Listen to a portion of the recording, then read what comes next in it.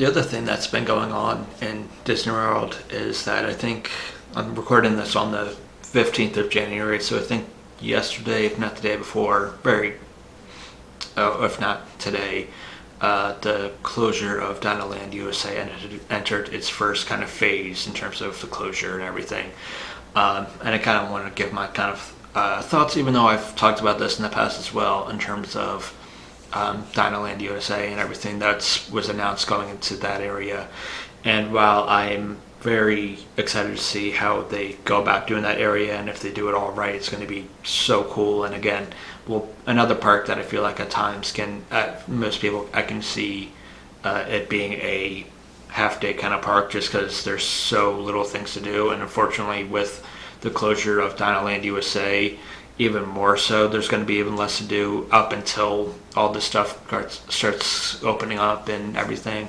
But until then, it's going to be kind of even less things to do in Animal Kingdom, which, if we're going now in the next year or so, while they make the changes to that area of the park, you're going to see a lot less. But even with that, I feel like that wasn't the most populated area in terms of going down to Animal Kingdom, just because, yes, it was as cool as I guess it was kind of a cool idea in terms of what they were going with DinoLand USA and everything, with obviously the marquee in that area being the dinosaur ride, which you can ride until the end of the year. I think that closes closer to the end of 2025, so you still have plenty of time to ride dinosaurs. So that is still open, as Lisa's recording of this podcast is still very much open.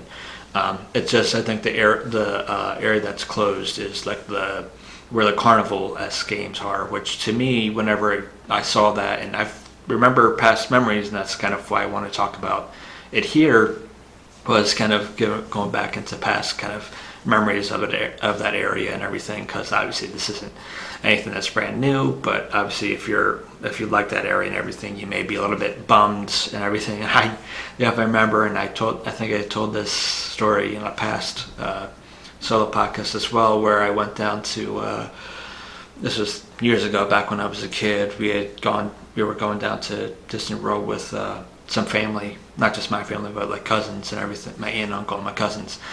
One thing we do and everything was for some reason we were very into going to DinoLand USA during that trip, and I specifically remember getting this like plushed stuffed T-Rex toy, or plushed stuffed animal that we got. It was very cute, very cool. Just as a kid, like getting that and everything. I don't remember specifically if you won that and doing one of the carnival rides, or if we just straight up just bought it. But not only that, I remember during that same trip we also got these bad boys. Just a little closer up, we got this guy. This is the dinosaur from the actual ride itself, and then I believe this is also the iguanodon that you're trying to get as well. But these are toys I think we got when I think on that same trip, if not maybe a little earlier, just as toys for my brother and I, just from the gift shop at the end of the ride.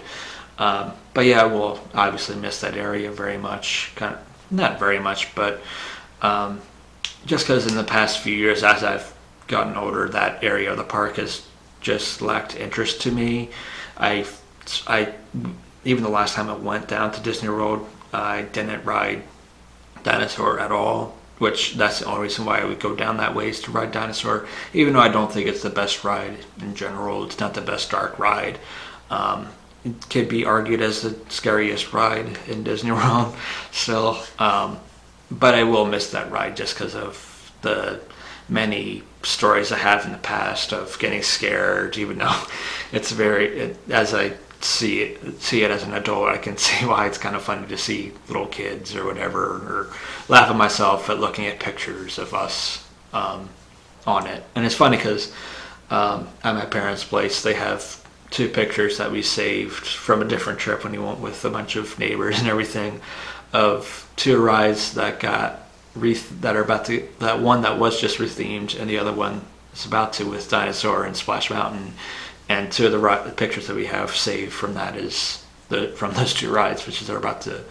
One was just changed, the other one's going to change soon. So definitely very fun, fun memories down there. Just fun going down memory lane, kind of with that stuff. So definitely will miss some specifics of that area, but definitely, again, like Hollywood Studios, very excited to see what they do to kind of improve upon that area of the park and everything, and very excited to see what to do with the new Indiana Jones ride, because it's the same track layout. It's just going to be a different story in the Indiana Jones universe. So definitely interested to see how all that kind of pans out. And I think even later this year, because it's tough to be a Bug, I think already closed or it's about to close, and it's going to retheme to Zootopia show, which I'm very excited to see how they go about doing that show and how different it's going to be, and everything. If it's going to be one of those ones that you should have, or for your family to want to go see with kids and everything.